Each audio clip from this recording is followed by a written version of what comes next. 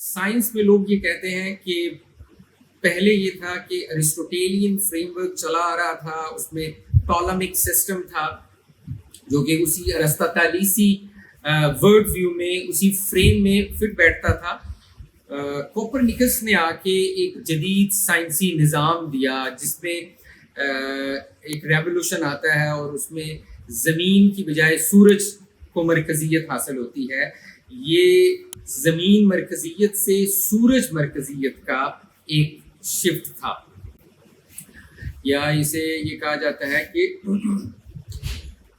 یہ ارسطاطیلی نظام سے ایک نئے نظام کا سفر تھا جس میں ورڈ سینٹرک یہ نہیں تھا، بلکہ یہ کہہ لیں کہ سورج کی مرکزیت پہ ہیلیو سینٹرک اسے کہا جاتا ہے۔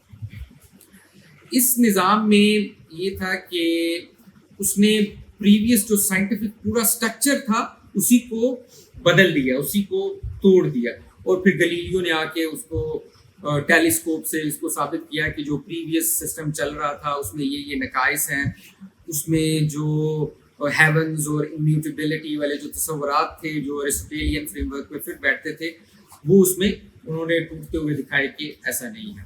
اور پھر دوسرا یہ پوائنٹ ہے یا یہ نقطۂ آغاز ہے، یہ حد فاصل ہے جو ہم قائم کر سکتے ہیں ٹریڈیشن میں اور جدید۔ ایک یہ ہے کہ جیسے ہی جو طریقہ استدلال ہے، سائنٹیفک ریولوشن آتا ہے یا سائنٹیفک میتھڈ جو ہے اس نے اصل میں ایک ریولوشن پیدا کیا۔ وہ سائنٹیفک میتھڈ کیا ہے؟ وہ انڈکٹیو طریقے کا متعارف ہونا تھا۔ فرانسس بیکن نے یہ کام کیا کہ اس نے انڈکٹیو ریزننگ والا جو میتھڈ تھا یہ متعارف کروایا۔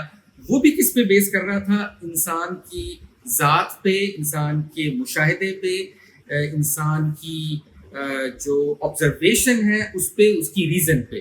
تو یہاں پہ بھی انسان کو، سیلف کو، ریزن کو ایک آٹونومی ملی، تو یہاں سے جدیدیت کا آغاز ہوا۔